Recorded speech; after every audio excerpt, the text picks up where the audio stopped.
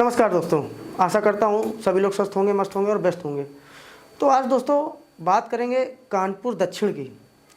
आज कानपुर दक्षिण में आग ने विकराल रूप ले लिया। पूरी जानकारी हम आपको ज़रूर बताएंगे।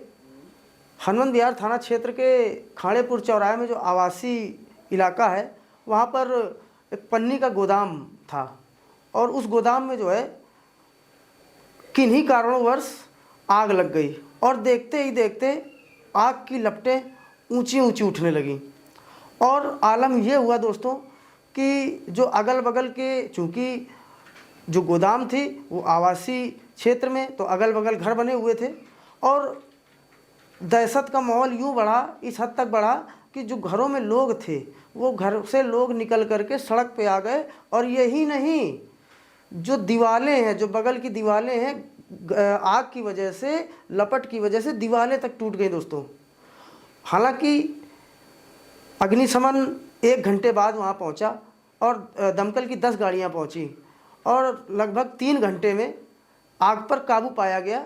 लेकिन सोचने वाली बात यह है कि आखिरकार ये आग लगी कैसी? ये आग लगाई गई या इत्तेफाक से लगी? और जो क्षेत्रीय, जहाँ पे 6 लोग रहते हैं और इस तरीके से पन्नी का गोदाम है, तो उसका जो एनओसी होती है फायर की, तो फायर की एनओसी बहुत ज़रूरी होती है। वो तो कंपलसरी, वो तो चाहे वो ढाबा हो, चाहे स्कूल हो, चाहे मेडिकल स्टोर हो, चाहे कोई मतलब कुछ भी हो, वहाँ पे एनओसी फायर की बहुत आवश्यकता होती है। एनओसी बहुत ही ज़रूरी है। कोई भी बिजनेस करेंगे लेकिन एनओसी पहले होती है फायर की, क्योंकि अगर कोई आपदा आती है तो जो फायर होता है, जो सिलेंडर होता है वो लगा होता है।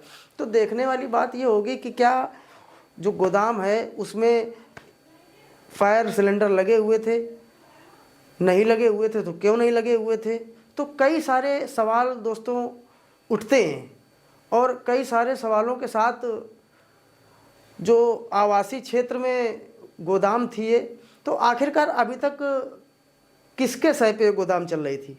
और जो क्षेत्र के लोग हैं, वहाँ के जो लोग रहते हैं, तो उन लोगों ने अभी तक आवाज़ क्यों नहीं उठाई दोस्तों?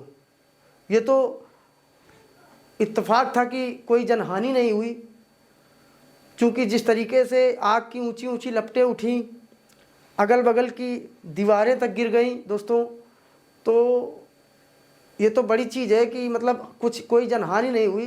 तो देखने वाली बात ये है कि जो गोदाम का जो मालिक है वो क्या कुछ पेश करेगा और जो हमारा प्रशासन है वो क्या कुछ तह तक, मतलब किस तरीके से तह तक जाएगा, कार्रवाई करेगा।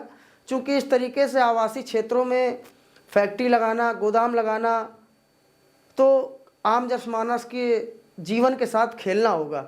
क्योंकि जो पॉलीथीन की फैक्ट्री है, जो पॉलीथीन का गोदाम है, तो कहीं ना कहीं हमारे प्रशासन के द्वारा ये तक रोक है कि पॉलीथीन में सब्जी या खाने पीने का कोई भी प्रोडक्ट पॉलीथीन में नहीं लाना है। और पॉलीथीन का जो गोदाम है वो आवासीय क्षेत्र में था और धड़ल्ले से चल रहा था। तो इस तरीके से धड़ल्ले से जो व्यापार ये चल रहा था, धड़ल्ले से गोदाम में पन्नी भी वहाँ थी, भारी मात्रा में पन्नी थी, वरना इतना आग का जो विकराल रूप लेना इस तरीके से ना होता। तो 3 घंटे बाद दमकल की गाड़ियों ने जो है आग पर काबू पाया।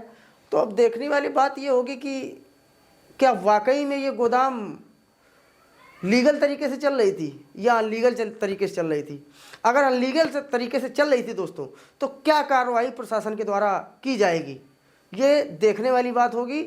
और ये अभी तक अगर प्रशासन की नज़रें अभी तक नहीं पहुंची, तो क्यों नहीं पहुंची? चूँकि वो आवासीय क्षेत्र में गोदाम बनाए हुए थे, गोदाम आवासीय क्षेत्र में चल रही थी और धड़ल्ले से चल रही थी। तो आज इतना बड़ा विस्फोट हुआ, वहाँ सिलेंडर भी फटा। सिलेंडर फटने से भी बहुत बड़ा हादसा हो सकता था दोस्तों। तो सिलेंडर भी फटा, हालांकि कोई जनहानि नहीं है। अब तो सारी चीज़ें नियंत्रण में हैं।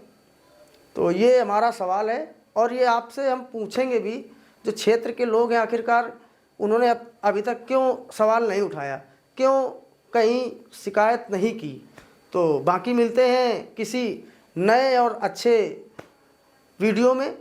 और इसी कड़ी में दोस्तों मैं आपसे एक बात और बताना चाहूँगा और निवेदन करना चाहूँगा कि हमारा नया पेज बना है जर्नलिस्ट अवनीश के नाम से फेसबुक में, तो उसको ज़रूर से ज़रूर फॉलो करें, और ताकि हम आपको जो रियलिटी चीज़ें हैं, जो धरातल की चीज़ें हैं, जो हकीकत है ज़मीनी, वो हम आप तक पहुंचा सकें।